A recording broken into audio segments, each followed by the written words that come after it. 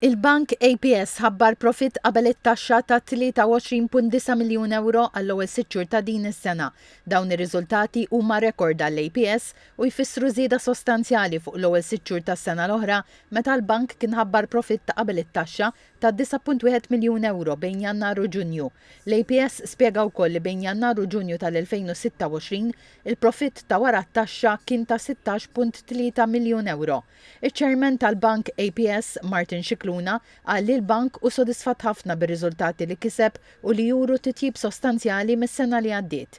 Il-kap eżekuttiv tal-Bank APS, Marcel Cassar, qal li dawn ir-riżultati nkisbu grazzi għat-tmexxija prudenti tal-APS b'impenn lejn il-konsumaturi. Kienu riżultati li inna nippjanaw għalihom, inna naħdmu biex ikunu jistgħu jseħħu, ġifieri huma riżultat ta' deċiżjonijiet li konna qegħdin nieħdu s-sena li għaddiet u anke aktar kmieni din is-sena.